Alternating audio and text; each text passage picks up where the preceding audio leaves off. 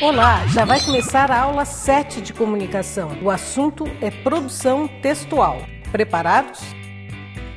Oi, gente. Pensem rápido. O que é um texto? Tenho quase certeza que passou pela cabeça de vocês em algum momento que texto é o que está escrito. Quase.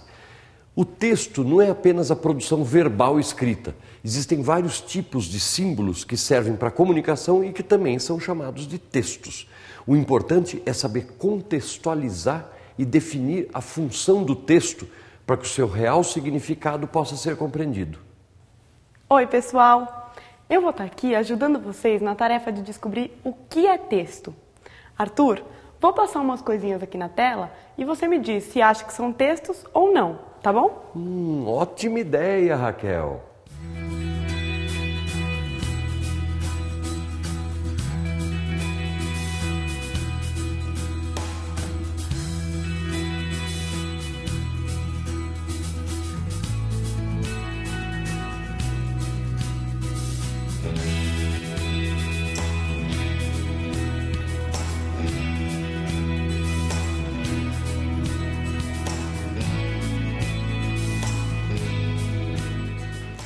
Pessoal, deu para perceber que tudo aquilo é texto?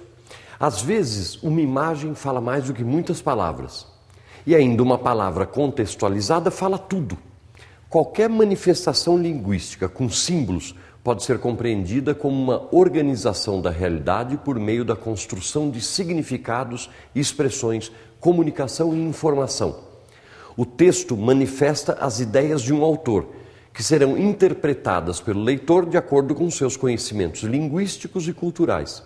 Agora vamos perguntar para a Raquel em que gêneros os símbolos podem ajudar na compreensão da mensagem.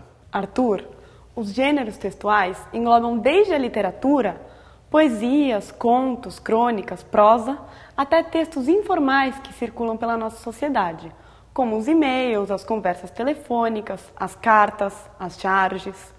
São, portanto, conjuntos de textos com características comuns, considerando o conteúdo, o estilo e a estrutura da composição.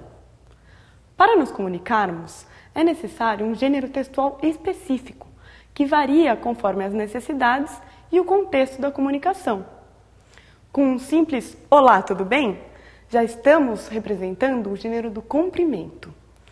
Agora, para pressionar uma autoridade, por exemplo, utilizamos o abaixo-assinado. Em propagandas, o gênero textual utilizado é o do anúncio. E por aí vai. É verdade, Raquel.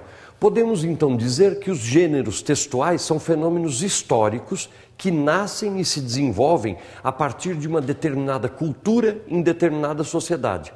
Atualmente, a gente pode se referir a certos gêneros que não existiam há alguns séculos, como a conversa telefônica, ou até mesmo há alguns anos, como é o caso do blog, que apareceu junto ao surgimento da internet e das novas tecnologias.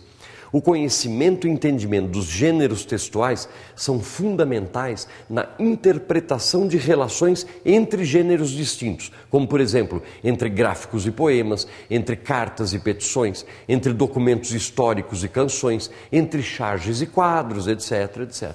Agora, Arthur, precisamos saber diferenciar marcas textuais associadas a funções específicas de texto. O texto descritivo, por exemplo, é uma representação real ou irreal do mundo e é sempre concebido como um momento estático fixo no tempo. Nele, não há relação temporal entre os acontecimentos, ou seja, não tem antes e depois.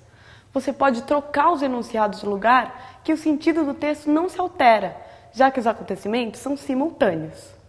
O que significa dizer que não há progressão temporal, tudo acontece ao mesmo tempo.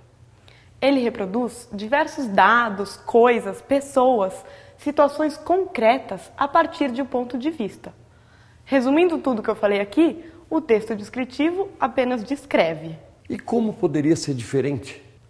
Se o texto fosse narrativo, por exemplo, seria bem diferente, né? É verdade, Raquel, pois ele relata justamente as mudanças que ocorrem no tempo, no espaço, nas coisas, nas pessoas, o que não aparece na descrição simples. Na narração, sempre há a progressão temporal entre os acontecimentos. Os relatos apontam ocorrências anteriores e posteriores entre si. Portanto, não é possível mudar a ordem dos enunciados sem perder o sentido. A característica mais marcante das narrações é a presença de um narrador, que relata os acontecimentos a partir do seu ponto de vista. Sempre há um ou mais personagens que participam ativamente dos acontecimentos ou sofrem as consequências destes. O local e o tempo em que se passam as situações também são imprescindíveis nesse tipo de texto. A partir também de descrições, o narrador pode atribuir valores aos personagens e aos lugares, determinando uma imagem positiva ou negativa sobre eles. Exatamente, Arthur. O texto informativo ou explicativo pode ser ainda mais descritivo. É o caso do jornal. Sua função é informar, passar uma informação ao leitor. Então ele não pode conter opiniões e argumentos favoráveis à opinião daquele autor. É direto e contém fontes e exemplos que apoiem essa argumentação. Sempre dizem respeito a fatos concretos e referências reais. A estrutura desse tipo de texto tem uma introdução, o desenvolvimento e a conclusão, contendo os propósitos de sua realização, fazendo-se uma explicação sobre o tema e apontando os pontos mais importantes para que o leitor fique envolvido com o assunto. A não ser que esse texto seja opinativo, assinado, uma coluna ou uma crônica, por exemplo. A reflexão constante sobre os usos da linguagem permite a ampliação dos recursos expressivos. A linguagem persuasiva é um recurso importante para a compreensão desse tipo de texto. Lembrem-se da aula que fizemos com as capas de revista. Se tiverem dúvidas, voltem nela. A leitura e a escrita de textos de diferentes tipos e a observação e análise sobre marcas linguísticas recorrentes em cada um deles possibilitam um maior entendimento sobre as exigências decorrentes das diversas situações comunicativas. Portanto, é necessário saber identificar a função do texto e o contexto no qual ele está inserido para que seu real significado seja compreendido. Mesmo que em uma dissertação esteja escrita uma frase exatamente igual a outra que está inserida em uma história em quadrinhos, por exemplo, seu sentido e a mensagem que ela vai passar ao receptor serão com certeza diferentes. Da mesma forma, uma charge que foi feita em um contexto de Guerra Fria, por exemplo, não terá sentido nos dias de hoje, sem que haja a devida contextualização. Vamos fazer um exercício para ver se a gente entendeu mesmo tudo isso? Vejam só esse enunciado. Concordo plenamente com o artigo Revolucione a Sala de Aula. É preciso que valorizemos o ser humano, seja ele estudante, seja professor. Acredito na importância de aprender a respeitar nossos limites e superá-los quando possível, o que será mais fácil se pudermos desenvolver a capacidade de relacionamento em sala de aula.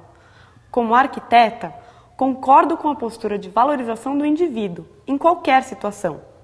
Se procurarmos uma relação de respeito e colaboração, seguramente estaremos criando a base sólida de uma vida melhor. Esse texto é de Tânia Bertolucci de Souza, de Porto Alegre, Rio Grande do Sul. Em uma sociedade letrada como a nossa, são construídos textos diversos para dar conta das necessidades cotidianas de comunicação. Assim, para utilizar-se de algum gênero textual, é preciso que conheçamos os seus elementos. A carta de leitor é um gênero textual que, alternativa A, apresenta sua estrutura em parágrafos, organizado pela tipologia da ordem da injunção, comando, e estilo de linguagem com alto grau de formalidade. Alternativa B, se inscreve em uma categoria cujo objetivo é o de descrever os assuntos e temas que circulam nos jornais e revistas do país semanalmente. Alternativa C, se organiza por uma estrutura de elementos bastante flexível, em que o locutor encaminha a ampliação dos temas tratados para o veículo de comunicação. Alternativa D, se constitui por um estilo caracterizado pelo uso da variedade não padrão da língua e tema construído por fatos políticos. Ou alternativa E, se organiza em torno de um tema, de um estilo e em forma de paragrafação, representando em conjunto as ideias e opiniões de locutores que interagem diretamente com o veículo de comunicação. Quando falamos de texto, é importante que você conheça e domine os sistemas de comunicação: informativa, publicitária, de entretenimento e artística. Essa questão exige que o aluno identifique as diferentes linguagens e seus recursos expressivos como características dos sistemas de comunicação. No seu cotidiano, há vários objetos de linguagem que contribuem para a reflexão e resolução das questões sociais. É importante também que você identifique a função social da carta do leitor, que é a de colocar a opinião do público dentro da própria revista. Sendo um gênero híbrido, ela traz um tema do cotidiano pessoal do emissor endereçada a um destinatário que interage com o meio de comunicação diretamente. A alternativa correta, portanto, é a alternativa E. Nossa, achei essa aula um pouco difícil, cheia de conceitos. Vou tentar ajudar vocês fazendo um resumo. O texto informativo são as reportagens que lemos na maioria das revistas e jornais. Normalmente, eles falam sobre dados e porcentagens e perguntam sobre a mesma coisa para mais de uma pessoa. Texto descritivo é como o livro Vergonhas dos Pés, da Fernanda Young, que eu li outro dia. Ele mostra a fantasia da personagem. É como se eu conseguisse ver cada detalhe da roupa, do quarto onde está. Está tudo descrito. Já o narrativo é como a música do Legião Urbana, Eduardo e Mônica. Dá para perceber que ele mostra os personagens, que depois eles se encontram, rola um clima, até chegar ao ápice de se casarem e terem filhos. É uma história. Ufa, consegui. Bom, acho que agora a Yarita nunca mais vai olhar para a palavra texto da mesma maneira. Nem vocês, aposto. Um abração, até a próxima. A videoaula acabou, mas para você mandar bem no Enem, ainda faltam algumas coisinhas, não é mesmo? Faça os exercícios, veja o material complementar e mande suas dúvidas. Bons estudos!